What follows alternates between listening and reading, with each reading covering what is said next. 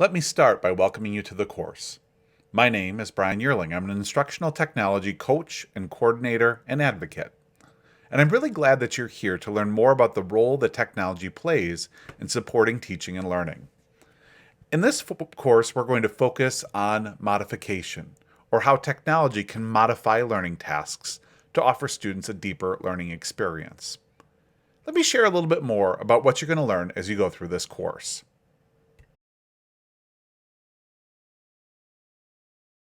Anybody who has worked in or around schools over the last decade or so realizes that K-12 education has absolutely been influenced by technology of all types each day.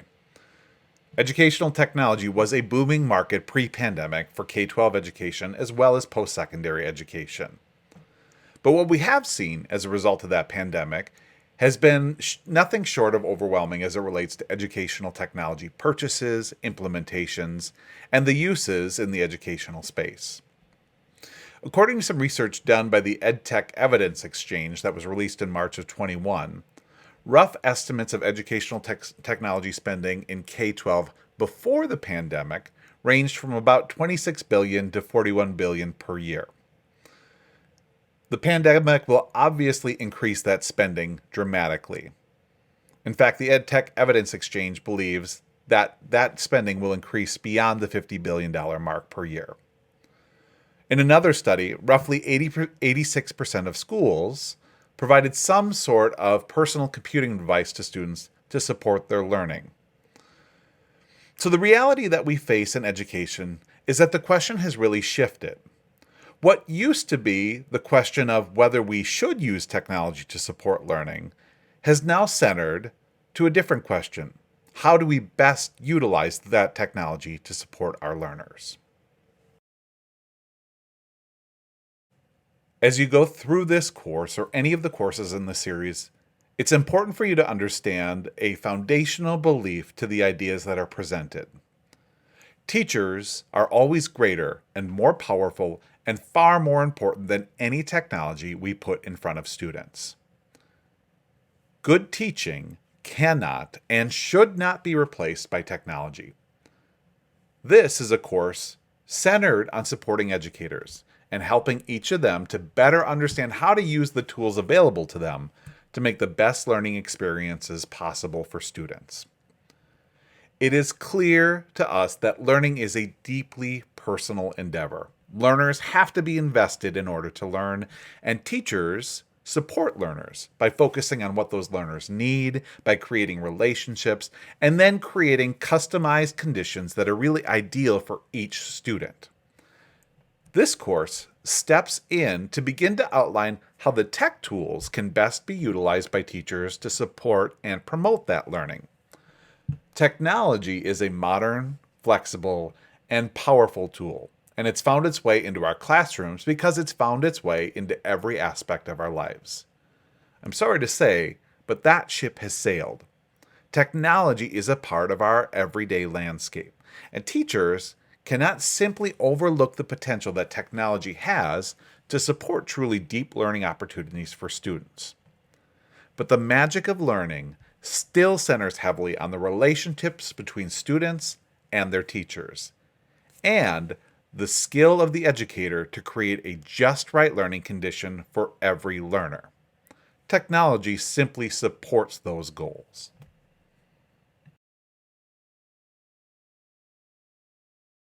It's also important to understand that technology use is not presented in this course as the educational silver bullet that will solve all of the woes of education and dramatically increase student achievement simply by introducing the technology to the learning environment.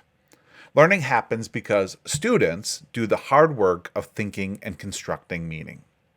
So the arrival of technology in your school's loading dock or in your school's environment does not result in students simply learning more. As you learn in this course, though, learning to utilize the tools meaningfully to modify learning tasks, that will have a dramatic impact on the engagement of learners and will offer learners opportunities to apply their learning in unique and deep ways. So hopefully you'll get a sense of the importance of balance in your classroom as you go through the course.